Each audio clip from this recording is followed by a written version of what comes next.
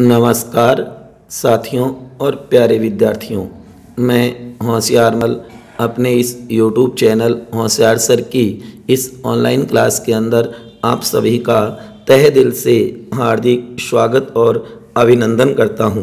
प्यारे विद्यार्थियों और मेरे युवा साथियों, कैसे हो? भगवान से यही दुआ करता हूं आप अच्छे होंगे, स्वस्थ होंगे, अपने घरों में सुरक्षित होंगे और मस्त रह रहे होंगे। प्यारे विद्यार्थियों, सर्वप्रथम तो कहना चाहूँगा कि सांसों में जीत का नशा हो तो साहब हालात कहाँ मायने रखते हैं। हमारे सांसों के अंदर जीत का नशा होना चाहिए, उसके बाद तो हालात कोई मायने नहीं रखते। प्यारे विद्यार्थियों, एक बात और कहना चाहूँगा, जैसे कि आचार्य चाणक्य ने कहा है कि शिक्षक कभी साधारण नहीं है। घनानंद चाणक्य कौटिल्य घनानंद को कह रहा है कि शिक्षक कभी साधारण नहीं है। घनानंद प्रलय और निर्माण उसकी गोद में खेलते हैं। तो कहने का मतलब है अध्यापक है वो बहुत ही महत्वपूर्ण और बड़ा पद होता है। अध्यापक होता है, उसके कोई मायने नहीं होते, उसका कोई धर्म नहीं होता, उसकी कोई जाति नहीं होती। अध्यापक तो अध्यापक ही होता है। साथियों, तभी कहा है कि प्रलय और निर्माण, चाहे तो वो प्रलय भी करवा सकता है और चाहे तो वो निर्माण भी कर सकता है। इसलिए प्रलय और निर्माण उसकी गोद में खेलते हैं। हाँ साथियों, तो हम अपने टॉपिक को शुरू करते हैं।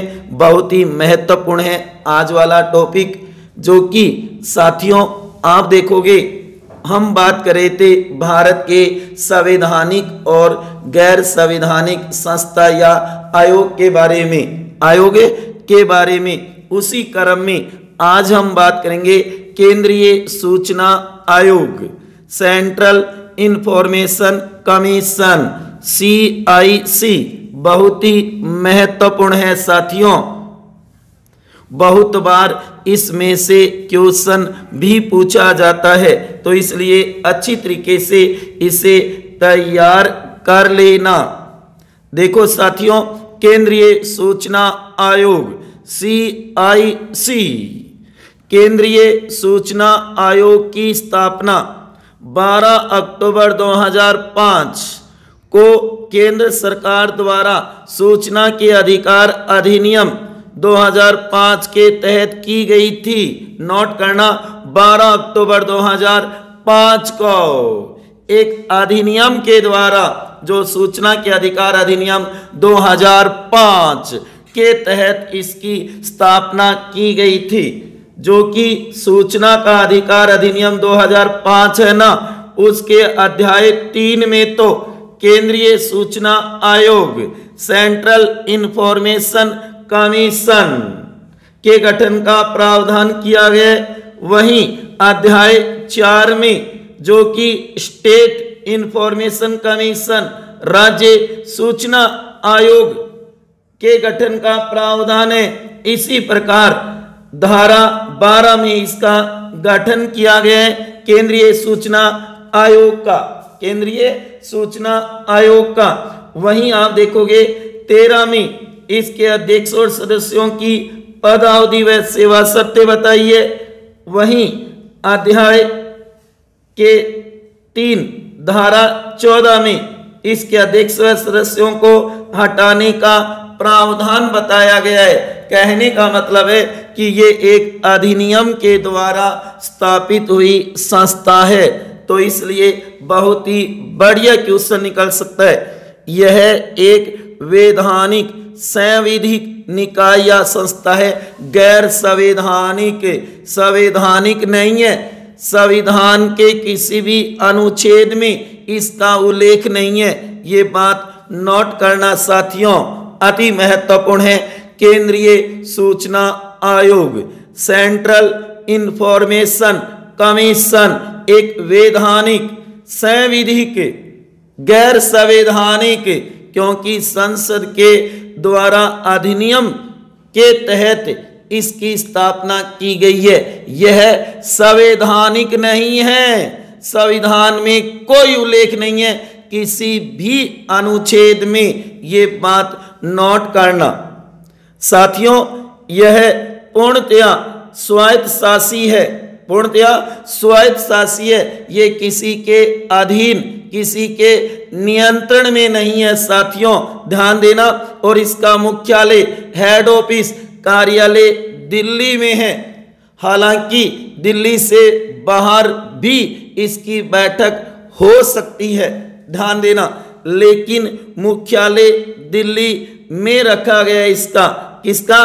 केंद्रीय सूचना आयोग का, सेंट्रल इंफॉर्मेशन कमीशन। बहुत ही महत्वपूर्ण टॉपिक है, तैयार कर लेना साथियों, जो कि हमें सूचना आयोग की बहुत जरूरत होती है, जो कि हम आगे एक क्लास के अंदर सूचना के अधिकार के बारे में भी विस्तार से पढ़ेंगे। तब आपके एकदम ये क्लियर हो जाएगा कि केंद्रीय सूचना आयोग की स्थापना क्यों, कब और कैसे की गई थी। हाँ साथियों, आगे देखो, संरचना और संगठन। संरचना और संगठन के बारे में बहुत ही महत्वपूर्ण है संरचना और संगठन, इसे भी तैयार करना। जो कि मैंने बताया ना कि सूचना अधिकार अधिनियम 2005 के अध्याय 3 की धारा 12 में इसका गठन बताया गया है, गठन बताया गया है इसके अंदर, तो इसे जरूर तैयार करना साथियों। अपनी तैयारी को निरंतर कंटिन्यू जारी रखना। ये समय बीत जाएगा, ये वक्त बीत जाएगा, ऐसा नहीं रहेगा। यहाँ एक बात और कहना चाहूंगा, राह नहीं छोड़ूंगा मैं, ये अपने आप पे विश्वास, अपने आप से वादा करो कि राह नहीं छोड़ूंगा मैं, हार नहीं मानूंगा मैं, जब तक मंजिल नहीं मिलती साहब यूं ही चलता जाऊंगा मैं। ये अपने आप से वादा करो साथियों कि जब तक मंजिल नहीं मिलती है यूं ही चलते जाना है हमें। हाँ साथियों, संरचना व संगठन। सदस्य संख्या, एक मुख्य सूचना आयुक्त और अधिकतम 10 सूचना आयुक्त होंगे। तो कहने का इनका जो प्रधान प्रमुख होगा उसे तो मुख्य सूचना आयुक्त कहा जाएगा, और अधिकतम कितने? 10 अन्य सूचना आयुक्त होंगे। तो कहने का 10 + 1 11 होंगे, ठीक है। और याद रखना, प्रथम ते वजह हबीबुल्ला 2005 से 2010 तक रहे थे। नोट करना इस बात को, बहुत बार पूछा हुआ है कि भारत के प्रथम मुख्य सूचना आयुक्त कौन थे? वजाहत हबीबुल्ला, वजाहत हबीबुल्ला को बनाया गया था 2005 में। जबकि वर्तमान में मुख्य सूचना आयुक्त हैं यशवर्धन कुमार सिन्हा, YK सिन्हा, बहुत ही महत्वपूर्ण है, हाल ही में नियुक्ति हुई है, जो कि नवंबर 2020 में इनकी नियुक्ति की गई है। नोट करना, वर्तमान में मुख्य सूचना आयुक्त कौन है भारत के? तो ध्यान देना, यशवर्धन कुमार सिन्हा, YK सिन्हा भी आप कह सकते हो। और अब तक 2 महिलाएं भी मुख्य सूचना आयुक्त बनी है साथियों। नोट करना, दीपक सिंधु 2013 में, और वहीं सुषमा सिंह 2013-14 में। तो इन्हें भी नोट कर लेना, दीपक सिंधु और दूसरी सुषमा सिंह, ये 2 महिला मुख्य सूचना आयुक्त बनी है भारत की। तो ध्यान देना साथियों, अति महत्वपूर्ण है कि वर्तमान में मुख्य सूचना आयुक्त कौन है? यशवर्धन कुमार सिन्हा है, यशवर्धन कुमार सिन्हा है, ध्यान देना इस बात पे। उसके बाद में देखो आगे, योग्यता में हम देख सकते हैं जो कि वैज्ञानिक दृष्टिकोण वाले, जो सामाजिक आर्थिक राजनीति व्यवहार अच्छा नॉलेज रखने वाले विशेषज्ञ जो होते हैं ना, उन्हीं को बनाया जाता है सूचना आयुक्त। तो ध्यान देना, एक मुख्य और 10 अन्य, ध्यान देना 11 होंगे कुल कितने होंगे? 11 होंगे। उसके बाद में देखो आगे नियुक्ति, इससे बढ़िया क्वेश्चन बन सकता है, जो कि राष्ट्रपति द्वारा प्रधानमंत्री की अध्यक्षता वाली समिति की सिफारिश पर कौन करेगा? राष्ट्रपति। जो कि प्रधानमंत्री की अध्यक्षता वाली समिति की सिफारिश पर, जो कि पहला कौन? प्रधानमंत्री जो अध्यक्ष होगा, दूसरा सदस्य होगा लोकसभा में विपक्ष का नेता, और विपक्ष का नेता नहीं होगा तो लोकसभा में विपक्ष दल का जो नेता होगा वो भी इसका सदस्य हो सकता है। तीसरा, प्रधानमंत्री द्वारा नामित केंद्रीय मंत्री कोई भी, चाहे वो गृह मंत्री, होम मिनिस्टर ही क्यों ना हो, जो कि राष्ट्रपति इनकी नियुक्ति करेगा, ध्यान रखना, मुख्य सूचना आयुक्त की, लेकिन प्रधानमंत्री की अध्यक्षता वाली समिति की सिफारिश पर। ठीक है, आगे देखो शपथ। राष्ट्रपति या राष्ट्रपति द्वारा नामित व्यक्ति, देखा जाता है कि मुख्य सूचना आयुक्त को तो शपथ राष्ट्रपति दिलाता है और अन्य सूचना आयुक्त उनको शपथ राष्ट्रपति द्वारा नामित व्यक्ति का मतलब हो जाएगा मुख्य सूचना आयुक्त दिलाएगा उनको शपथ। ये बात नोट करना, जो कि राष्ट्रपति या राष्ट्रपति द्वारा नामित व्यक्ति कार्यकाल 5 वर्ष या 65 वर्ष की आयु जो पहले हो वही इनका कार्यकाल रखा गया था उस अधिनियम एक्ट के तहत। नोट करना, ये बात बहुत ही महत्वपूर्ण है, उस एक्ट के तहत, जबकि पुनः नियुक्ति के लिए पात्र नहीं होगा, लेकिन जो अन्य सूचना आयुक्त है ना वो मुख्य सूचना आयुक्त बन सकते हैं, जबकि मुख्य सूचना आयुक्त वो दोबारा पुनः निर्वाचित नहीं हो सकता, पुनः निर्वाचित नहीं हो सकता, ये ध्यान देना। जो कि अब एक अति महत्वपूर्ण बात बता रहा हूं, ध्यान देना साथियों। 2019 जो कि इसमें संशोधन किया गया था, 2019 से इसका कार्यकाल 3 वर्ष कर दिया गया। कितना? 3 वर्ष कर दिया गया है, 3 वर्ष होगा। ये क्या बना दिया? नियम बना दिया, संशोधन करके नियम बना दिया गया है। ये बात नोट करना, जो कि 2019 में इसमें संशोधन किया गया। पहले 5 वर्ष था उस एक्ट और अधिनियम के तहत, जबकि अब कितना कर दिया गया? अब कर दिया गया 3 वर्ष। कब से?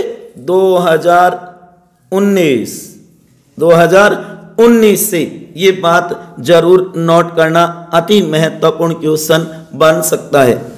2019 से पहले उस एक्ट और अधिनियम के तहत इसे भारत के चुनाव आयोग के समान ही दर्जा वेतन भत्ता प्राप्त होता था, लेकिन 2019 में नियम के तहत इससे वो दर्जा हटा दिया गया। हाँ, वेतन उतना ही मिलेगा, लेकिन वो नाम हटा दिया गया कि यह चुनाव आयुक्त इलेक्शन कमीशन के समान ही दर्जा या पद होगा, वो हटा दिया गया साथियों। तो ध्यान देना, वेतन भत्ता भारत के चुनाव आयोग के समान, लेकिन ये शब्दावली अब नहीं है, याद रखना। 2019 के बाद जो कि 2.50 लाख रुपए मासिक मिलेगा मुख्य सूचना आयुक्त को। जो अन्य सूचना आयुक्त है उनको प्रत्येक को 2.25 लाख रुपए मासिक वेतन मिलेगा और अन्य सुविधाएं होंगी।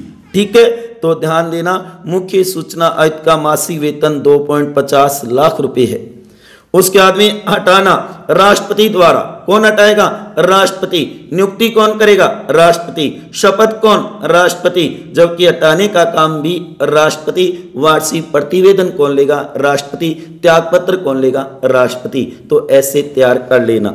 राष्ट्रपति द्वारा कदाचार साबित हो जाए वह अक्षमता के कारण सुप्रीम कोर्ट की जांच रिपोर्ट के आधार पर, ध्यान देना, जांच कौन करेगा? सुप्रीम कोर्ट, उच्चतम न्यायालय, सर्वोच्च न्यायालय करेगा, उसके बाद राष्ट्रपति हटाएगा। तो मेरे कहने का मतलब है कि ऐसे पद या आयोग है ना, उनकी सदस्य संख्या, नियुक्ति, शपथ, कार्यकाल, वेतन भत्ता, हटाना, त्यागपत्र, वार्षिक रिपोर्ट, इस तरीके से तैयार कर लेना साथियों, बहुत ही महत्वपूर्ण है। क्योंकि इसमें से बहुत बार क्वेश्चन बनाए जाते हैं। ठीक है, आगे देखो त्यागपत्र, जो कि मुख्य सूचनायुक्त अन्य सूचनायुक्त हैं वो सभी राष्ट्रपति को संबोधित करके देंगे अपना त्यागपत्र। तो ये बात भी जरूर नोट कर लेना। उसके बाद में नोट, जो कि आरटीआई एक्ट 2005, केंद्रीय सूचना आयोग, सेंट्रल इंफॉर्मेशन कमीशन और राज्य सूचना आयोग, स्टेट इंफॉर्मेशन कमीशन से संबंधित मामले कार्मिक लोक शिकायत और पेंशन मंत्रालय के अधीन है। ये बात नोट करो, जो बहुत ही महत्वपूर्ण है कि किसके अधीन काम करते हैं। तो ध्यान देना, कार्मिक लोक शिकायत और पेंशन मंत्रालय के अधीन, जिसका प्रमुख कौन होता है? प्रधानमंत्री, क्योंकि यह विभाग, यह मंत्रालय प्रधानमंत्री के पास रहता है। साथियों नोट करो इस बात को, आरटीआई एक्ट 2005, केंद्रीय सूचना आयोग और राज्य सूचना आयोग से संबंधित मामले कार्मिक लोक शिकायत और पेंशन मंत्रालय के अधीन या नियंत्रण में रहता है और यह अपनी वार्षिक रिपोर्ट भी राष्ट्रपति को देता है। ये भी नोट कर लेना, राष्ट्रपति उस रिपोर्ट को ज्ञापन के साथ संसद के दोनों सदनों के समक्ष प्रस्तुत करवाता है या प्रस्तुत करता है।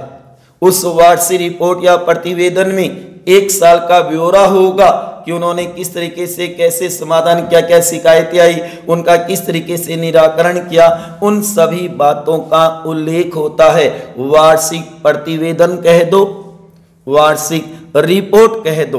तो याद रखना किसको देगा? राष्ट्रपति को देगा केंद्रीय सूचना आयोग। राष्ट्रपति उसे संसद के दोनों सदनों के समक्ष प्रस्तुत करेगा, रखवाएगा। ठीक है, अब देखो प्रतिवर्ष 12 अक्टूबर को सूचना के अधिकार दिवस के रूप में मनाया जाता है। ये भी नोट करो, 12 अक्टूबर को सूचना के अधिकार दिवस के रूप में भी मनाया जाता है। और आपने देखा कि 12 अक्टूबर को ही इसकी स्थापना या गठन हुआ था और 12 अक्टूबर 2005 को हमें सूचना का अधिकार भी मिला था। साथियों इस बात को जरूर नोट करना, जो कि हम बात कर रही हैं केंद्रीय सूचना आयोग, सेंट्रल इंफॉर्मेशन कमीशन। ये देखो उसका भव्य भवन, जो कि बहुत ही महत्वपूर्ण है, दिल्ली में स्थित है। ये दिल्ली में स्थित है साथियों। तो कहने का मतलब यही है कि इसकी टिप्पणी हमें आनी चाहिए, क्योंकि बहुत बार इसमें से कंपटीशन में क्वेश्चन पूछा जाता है। साथियों कभी ये मत सोचिए कि आप अकेले हो, बल्कि ये सोचिए कि आप अकेले ही काफी हो। चलना तो देखो साथियों अकेले ही होगा, मेहनत स्वयं को करनी होगी, दूसरे के करने से कुछ नहीं। हाँ, दूसरे अगर अच्छे हैं तो गाइडेंस दे सकते हैं कि इस रास्ते पे ऐसे चलना होगा, चलना लेकिन स्वयं को ही होगा। साथियों ये तो आप बार बार देखते भी हो, सोचते भी हो, समझते भी हो। ठीक है साथियों, अब देखो आयोग की शक्तियां व कार्य। आयोग करता क्या है, उसके कार्य व शक्तियां, बहुत ही महत्वपूर्ण क्वेश्चन बन सकता है। केंद्रीय सूचना आयोग एक उच्च प्राधिकार युक्त स्वतंत्र निकाय है, किसी के अधीन नहीं है। और यह भी ध्यान देना, जैसे कि राष्ट्रीय मानवाधिकार आयोग और राज्य मानवाधिकार आयोग पृथक पृथक अलग अलग मुक्त है, स्वतंत्र ने एक दूसरे से, वैसे ही केंद्रीय सूचना आयोग और राज्य सूचना आयोग भी अलग अलग है, स्वतंत्र है। ये नहीं कि उसकी बात, जैसे कि हम देखते हैं उच्च न्यायालय की अपील कहाँ होगी? सर्वोच्च न्यायालय में, लेकिन ऐसा यहाँ पे नहीं होगा। व्यक्ति चाहे तो राज्य सूचना आयोग में जा सकता है, चाहे तो केंद्रीय सूचना आयोग में भी जा सकता है। तो कहने का मतलब एक उच्च प्राधिकार युक्त स्वतंत्र निकाय है जो इसमें दर्ज शिकायतों की जांच करता है। याद रखना, इसमें जो शिकायत दर्ज हो गई उसकी ही जांच करेगा, अन्यथा जो भी कार्य प्रतिबंधित है, जिनकी शिकायत नहीं होती या अधिक सूचना के अधिकार में नहीं आते, उनकी कोई शिकायत नहीं सुनेगा। जांच करता है एवं उनका निराकरण करता है कौन? केंद्रीय सूचना आयोग। ध्यान देना, यह संबंधित केंद्र सरकार के अधीन कार्यरत कार्यालयों, वित्तीय संस्थानों, सार्वजनिक क्षेत्र के उपक्रमों आदि के बारे में शिकायतों एवं अपीलों की सुनवाई करता है। ध्यान देना, केंद्र सरकार, क्योंकि राज्य सरकार से संबंधित तो क्या हो जाएगा? राज्य सूचना आयोग, क्योंकि यहां पर वही बात है, संघ सूची, राज्य सूची और समवर्ती सूची वाली बात है। संघ सूची के विषय होंगे तो केंद्रीय सूचना आयोग के अधीन होंगे, जबकि राज्य सूची के होंगे तो राज्य सूचना आयोग के अधीन होंगे। इसलिए यहां पे लिखा है कि यह संबंधित केंद्र सरकार के अधीन कार्यरत कार्यालयों, वित्तीय संस्थानों, सार्वजनिक क्षेत्र के जो सरकारी, सार्वजनिक, राजकीय क्षेत्र के जो उपक्रमों आदि के बारे में शिकायतों एवं अपीलों की सुनवाई करता है केंद्रीय सूचना आयोग। ठीक है साथियों, आगे देखो, आयोग का यह दायित्व है कि वे किसी व्यक्ति से प्राप्त जानकारी एवं शिकायतों का निराकरण करे, जैसे विभिन्न सूचनाओं से संबंधित कार्य न हो। तो ध्यान देना, ये शिकायतों की जांच भी करवाने का काम करता है। बहुत ही महत्वपूर्ण है साथियों, इसलिए इसे तो जरूर तैयार कर लेना। बहुत बार इसमें से क्वेश्चन पूछ लिया जाता है। उसके आगे देखो, यदि किसी ठोस आधार पर कोई मामला प्राप्त होता है तो आयोग ऐसे मामले की जांच का आदेश भी दे सकता है। ध्यान देना, क्योंकि इसके पास इतना पावर है, ये स्वायत्तशासी संस्था है, एक स्वतंत्र है। ध्यान देना, उसके बाद में किसी लोक सूचना अधिकारी पर प्रतिदिन 250 रुपये, 250 रुपये के हिसाब से जुर्माना भी लगा सकता है। अगर उसके विरुद्ध ये मानो कार्रवाई की गई, जांच की गई और उसकी गलती निकलती है तो उसके ऊपर ये जुर्माना भी लगा सकता है, जो अधिकतम 25,000 रुपये हो सकता है। कितना? 25,000 रुपये भी हो सकता है। ध्यान देना साथियों, जो कि 30 दिन में सूचना उपलब्ध कराई जाने की व्यवस्था की गई है कि 30 दिन में सूचना दी जाएगी। वैसे तो हो सकता है आपातकालीन हो तो जल्दी भी करवाई जा सकती है, लेकिन याद रखना केंद्रीय सूचना आयोग कोई सजा या दंड नहीं देता, हाँ जुर्माना लगा सकता है। ये जरूर नोट कर लेना साथियों। तो ये देखा आपने केंद्रीय सूचना आयोग CIC।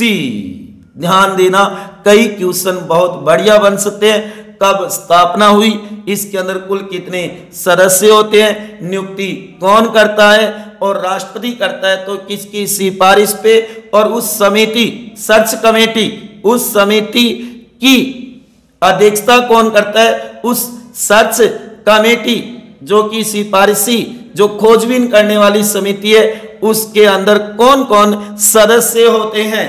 और उसके बाद में आप देख सकते हो साथियों, जो कि नियुक्ति के बाद कार्यकाल, शपथ है, वेतन भत्ता है, हटाना है, त्यागपत्र है, वार्षिक रिपोर्ट है, ये भी पॉइंट तैयार कर सकते हो।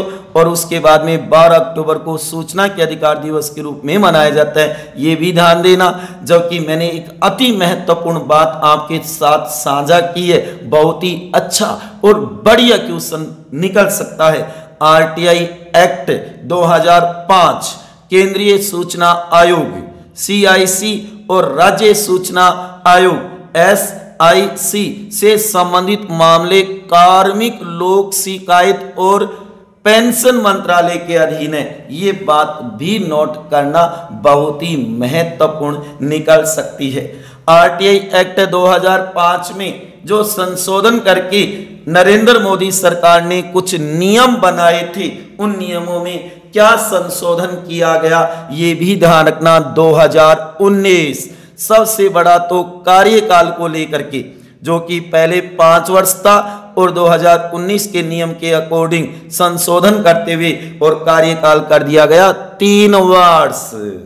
दूसरा, जो पहले केंद्रीय सूचना आयोग, मुख्य सूचना आयुक्त और अन्य सूचना आयुक्त को भारत के मुख्य चुनाव आयोग और अन्य चुनाव आयोग के बराबर जो दर्जा दिया रखा था वो दर्जा समाप्त कर दिया, लेकिन वेतन भत्ता उतना ही रखा है, वेतन भत्ता उतना ही रखा है साथियों। तो इसलिए इसे अच्छी तरीके से तैयार कर लेना बहुत ही बढ़िया और महत्वपूर्ण टॉपिक है साथियों। तैयारी को निरंतर जारी रखो, तैयारी एक दिन में नहीं होती है, तैयारी के लिए समय देना पड़ता है, क्योंकि सफलता समय मांगती है साथियों। हौसलों की तरकस में कोशिश का वो तीर जिंदा रखना, हार जाओ जिंदगी में सब कुछ मगर जीत के लिए उम्मीद जिंदा रखना साथियों। ख्वाब बड़े सफर बड़ा, कई चुनौतियां पार गया मैं, रुका नहीं झुका नहीं तो मैं कैसे कह दूं हार गया मैं। तो ध्यान देना साथियों, सफल होना है तो इंतजार जरूर करो। एक तो खुद से वादा, दूसरा मेहनत ज्यादा और तीसरा मजबूत इरादा, इतना तो जरूर करना ही होगा। और मैंने बताया था शुरू में कि शिक्षक अध्यापक होता है, उसका न कोई धर्म होता है न कोई, आप देखोगे जाति वर्ग लिंग मूल स्थान कुछ नहीं होता।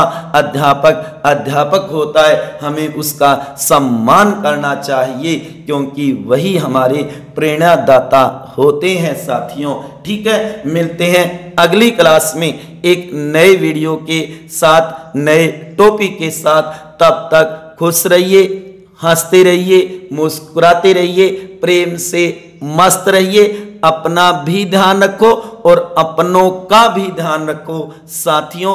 इसी के साथ जय हिंद, जय भारत, वंदे मातरम। साथियों एक बात और कहना चाहूँगा, अगर आपको ये वीडियो अच्छा लगा है तो इसे ज़्यादा से ज़्यादा शेयर कर देना और लाइक करना तो मत भूलना। ये मैं आपसे बार बार निवेदन भी कर रहा हूँ, जितना ज़्यादा आप शेयर करोगे हमारी क्लासें जितने ज़्यादा स्टूडेंटों तक, विद्यार्थियों तक पहुंचेगी और वो देखेंगे तो उनको बहुत ज़्यादा फायदा होगा। तो ये मानो कि मेरे अंदर भी ऊर्जा आएगी और मैं भी अच्छे से अच्छे टॉपिक और बढ़िया मैटर के साथ बनाने की सोचूंगा साथियों, क्योंकि मेरी हिम्मत बढ़ाने वाले आप ही हो और मेरा सहयोग करने वाले भी आप ही हो साथियों। जय हिंद।